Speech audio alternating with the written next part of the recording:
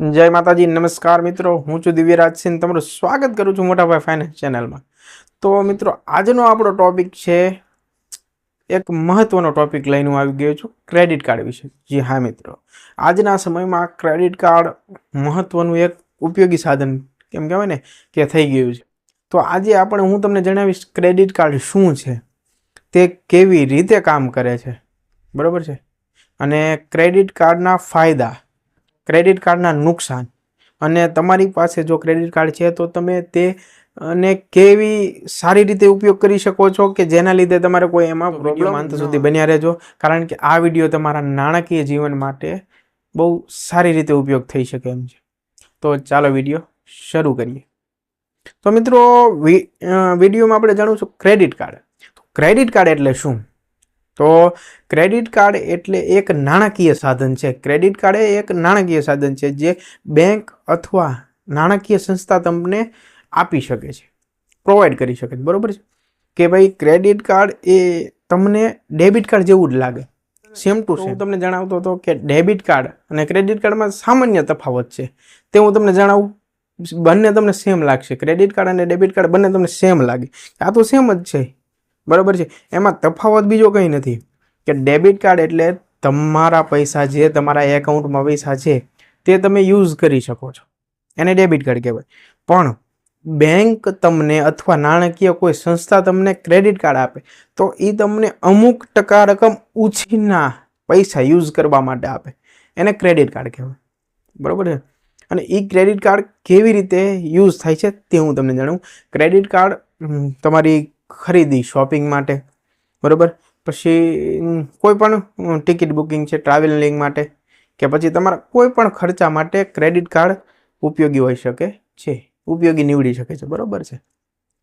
હવે હું તમને જણાવું ક્રેડિટ કાર્ડના ફાયદા। તો ક્રેડિટ કાર્ડનો ફાયદા એમાં નંબર 1, ક્રેડિટ કાર્ડના ફાયદામાં જણાવું તમને કે પહેલો નંબર છે કે ઇમરજન્સી ફંડ। અત્યારે મિત્રો, ઇમરજન્સી ફંડમાં ગમે ત્યારે તમારી ઇમરજન્સી જરૂર પડી શકે છે, તો તમારી પાસે પૈસા ન હોય તો શું કરવું? તો ક્રેડિટ કાર્ડ તમારી પાસે હોય તો તમે એમાંથી પૈસા વિથડ્રો કરી શકો છો, કોઈ પણ વસ્તુ ખરીદી શકો છો, કે ગમે તે ઇમરજન્સી ફંડ માટે ક્રેડિટ કાર્ડ તમને યુઝ થઈ શકે છે। આ નંબર ફાયદો એનો 2 છે। બીજો ફાયદો છે ક્રેડિટ કાર્ડનો કેશબેક અને રિવોર્ડ્સ, બરાબર છે, કે કેશબેક અને રિવોર્ડ્સ, કે ભાઈ તમે ઘણી જગ્યાએ જોયું હશે, 1000 રૂપિયાનું પેટ્રોલ પુરાવો, ક્રેડિટ કાર્ડથી 5% કેશબેક। પછી એમેઝોન, ફ્લિપકાર્ટમાં તમે જોયું હશે 25,000નો ફોન, પણ આ ક્રેડિટ કાર્ડ ઉપર 2500 ઓફ, આ ક્રેડિટ કાર્ડ ઉપર 3000 ઓફ, એવા રિવોર્ડ તમને મળી શકે છે। ક્રેડિટ કાર્ડનો આ મેઇન ફાયદો છે, બરાબર છે। ત્રીજો ફાયદો છે તમારો ક્રેડિટ સ્કોર પ્લસ કરવામાં તમને ફાયદાકારક છે, કે તમે જો ક્રેડિટ કાર્ડ યુઝ કરો છો અને ટાઈમ ટુ ટાઈમ એનું પે કરો છો તો તમને તે ક્રેડિટ સ્કોર ઉપર વધારવા, પ્લસ કરવા તમને આ ક્રેડિટ કાર્ડ કામ આવી શકે છે। ચોથું છે ઈએમઆઈ વિકલ્પ, કે તમારે કોઈ પણ વસ્તુ 10,000, 20,000ની કે તમારી ક્રેડિટ કાર્ડની લિમિટ પ્રમાણે તમારે ફ્રીજ, એસી કે ફોન, સ્માર્ટફોન ખરીદવો છે, બરાબર છે, તમારી પાસે એટલા પૂરતા પૈસા નથી કે ભાઈ તમે એક સાથે 10,000 મહિને કે 20,000નો ફોન ખરીદી શકો, તો એમાં તમને ઈએમઆઈની ફેકલ્ટી આવે છે કે ભાઈ તમે મહિને 2500 જમા કરાવો, બરાબર છે, 20,000નો ફોન આવી ગયો, એમાં ઈએમઆઈ કન્વર્ટ થઈ જાય છે, એ એક મેઇન ફાયદો છે, બરાબર।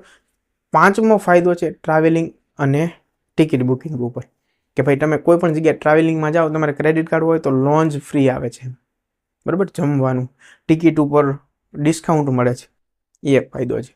આ હતા એના ક્રેડિટ કાર્ડના ફાયદા।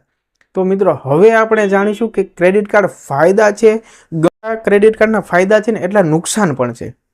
નુકસાનમાં હું તમને પ્રથમ જણાવું કે ઉચ્ચ વ્યાજ દર। પ્રથમ છે ઉચ્ચ વ્યાજ દર, એટલે કે ક્રેડિટ કાર્ડ તમે યુઝ કરો છો, બરોબર છે, ક્રેડિટ કાર્ડ યુઝ કરો છો એની મંથલી સાયકલ આવે, મંથલી સાયકલ, કે તમે જે પૈસા યુઝ કરો છો તે એના સમયગાળામાં તમારે પાછા ભરપાઈ કરવાના રહે છે, અને એ ભરપાઈ તમે નથી કરતા તો 30થી 40% પ્લસ વ્યાજ દર તમારે ભરવાનું હોય છે, વાર્ષિક, સમજો છો, વધારે 30થી 40%, એટલે આ એનો મેઇન એક માઇનસ પોઈન્ટ છે। નંબર 2 છે લોભાવના ખર્ચ। બધી સ્કીમો આવે, કે માનો કે મારે અત્યારે ફોનની બહુ જરૂર નથી, મારી પાસે સ્માર્ટફોન છે, ચાલે એવો છે, મારી પાસે પૈસા નથી, તો હું અત્યારે ફોન નહીં લઉં, બરાબર છે. પણ મારી પાસે ક્રેડિટ કાર્ડ છે, હું ફોન સ્ક્રોલ કરું છું, એમાં સ્કીમ આવે છે કે ભાઈ 25,000નો ફોન છે, ક્રેડિટ કાર્ડથી 23,000માં મળે છે. તમને શું માઇન્ડમાં આવશે? ઓ, મારી પાસે ક્રેડિટ કાર્ડ છે, 3,000નો ફાયદો થાય છે, હું જરૂરથી ખરીદીશ. સમજો છો તમે મારી વાત?